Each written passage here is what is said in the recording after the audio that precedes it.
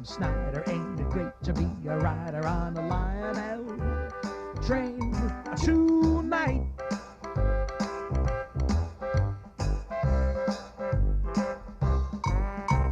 Desecrating fine Lionel equipment to put our logo on it. What the hell's the matter with you? This is the story about two well-known Toms and one Lionel train that commemorated their friendship and mutual love of toy trains. It's 1995, eBay is born, the first Sony PlayStation is released, Toy Story had just debuted in theaters, and Richard P. Kuhn, then owner of Lionel Trains Incorporated, had just sold the majority of his interest to his partner in crime Neil Young and Martin Davis of Wellsprings Associates, and Lionel Trains Inc. had just become Lionel LLC. But in the meantime, Lionel releases its first scale steam locomotive to come equipped with their new Trainmaster command control system, a very handsome model of the Chesapeake and Ohio's Streamlined Yellow Belly Hudson number 490, the same one sitting at the Baltimore and Ohio Railroad Museum in Maryland. Released in November of 1995, it quickly becomes a collector's favorite. Meanwhile, Tom McComas, co-founder and producer of TM Books and Video, is invited for a second time on his friend Tom Snyder's talk show, in this case his then new Late Late Show on CBS, following David Letterman. On December 21, 1995, to celebrate the Christmas season, the two Toms chat toy trains and promote the hobby to millions. As a thank you gift to Tom Snyder for supporting their company, Lionel makes a special, one-of-a-kind C&O Streamlined Hudson and a matching C&O observation car just for him, which McComas presents to him live. Then, years later in 2007, Tom Snyder sadly passes away, and his lifelong companion Pam Burke begins disbanding his train collection. The C&O Streamlined Hudson is sent back to Tom McComas since, as Pam has stated, Snyder wanted McComas to have it, and that's where it stayed for the next 17 years. Then, in April of 2024, Tom McComas is pushing 90 years old and begins downsizing his collection of trains by putting them on Stout's auctions, many of which are some of the rarest and most desirable toy trains ever built, as well as some extremely rare prototypes or one-of-a-kind examples. These included the gray 763E pre-war Hudson with the gray coal tender, the custom dark gray Commodore Vanderbilt with open-spoke drive wheels, a pilot sample of the scale Pennsylvania S2 turbine, and, yes, the Tom Snyder Chesapeake and Ohio Hudson. And that brings us to the present day. Yes, I was the winner of the auction for the Snyder Hudson and cars, and not gonna lie, I've never spent as much for a model train as this, but considering there will never be another one in existence or have the legacy this one has, I consider it was worth it. The bidding was nothing short of hot and heavy, but I consider myself very lucky to win it regardless. I will say, when it finally arrived at my house, there were some issues I had to sort out with it first. The screw holding the coupler to the tender was broken, there were some missing handrails for the baggage car, the chuff switch wouldn't work, and the smoke element had burnt itself up. Fortunately, I was able to order the parts I needed from trains.com, and luckily, as far as I know, they are original Lionel parts, not sponsored. While I don't plan to run this often, obviously, it's nice to know everything inside of it is now fully functional. Alright, so let's actually talk about the features of this. So it's not really any different from a standard production Lionel C&O Hudson. The only difference being that pad-printed Late Late Show and Tom Snyder signature graphics applied. It still has Trainmaster command control, rail sounds too, with that great C&O whistle, puffing smoke unit, headlight and reverse light, and the old school AC Pullmore motor. Now onto the passenger cars. And you're probably wondering two things. One, why are there two? And two, where's the observation car? To be honest, even I don't know.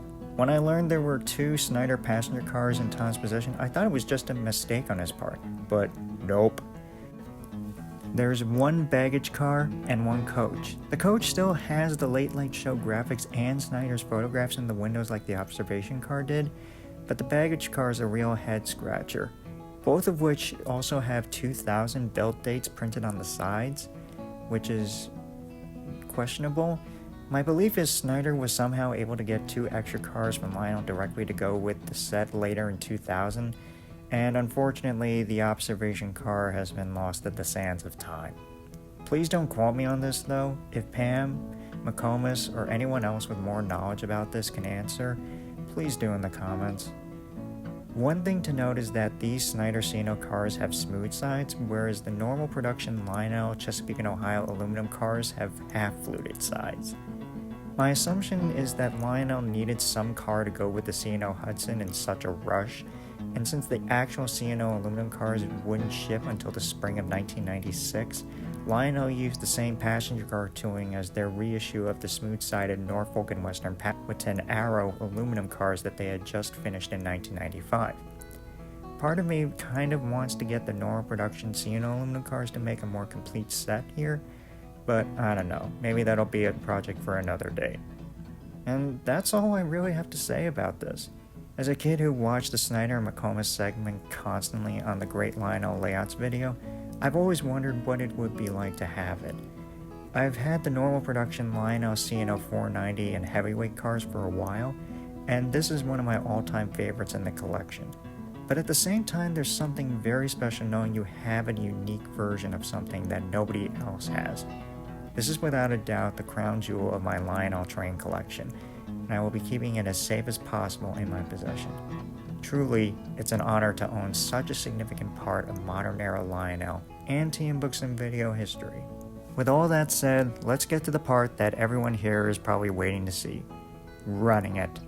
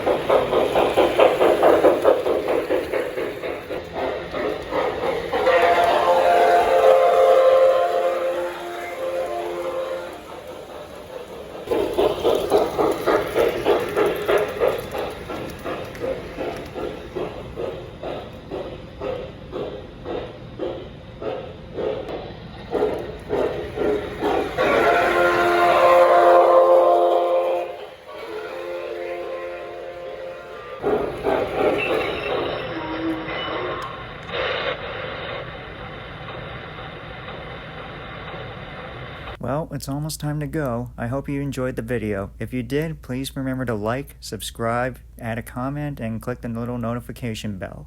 But before we go, I'm going to take the time to get a little sentimental. When I was 6, the only videos I seemed to watch were my Thomas the Tank Engine tapes, until a friend of my mother's lent me a specific VHS. It was I Love Toy Trains number 4, and 30 minutes later, I was hooked. And then I discovered TM's first issue of Toy Train Review from the spring of 1991 in my local library, and over the years, I've watched, rewatched, and collected just about every book, video, and even price guide produced by TM. I've often wondered how things would have turned out if I stuck to HO in terms of model railroading, but frankly, I'm very happy and content being active in 3-rail O-gauge. I don't think I'd be as avid in this hobby, especially O-gauge, if it weren't for these pieces of art by a small company out of Michigan. So, a big thank you to Tom, Jeff, Joe, James, Jim, Charles, Bob, and everyone else at TM for spreading the joy, passion, and magic of toy trains for 50 years. And here's to many more to come.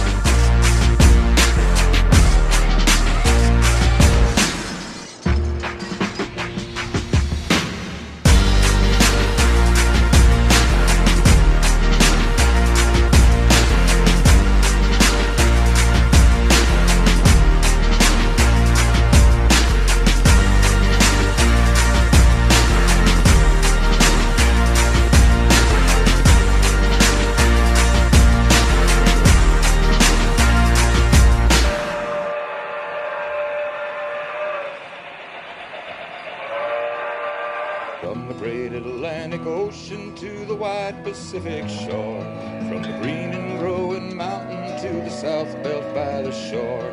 She's mighty tall and handsome, known quite well by all. She's the regular combination, she's a Wabash cannonball. Listen to the jingle, the rumble, and the roar, as she glides along the woodland, to the hill and by the shore.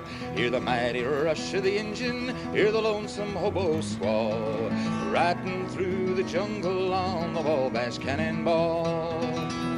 Well, the eastern states are dandy, so the western people say. St. Louis to Chicago.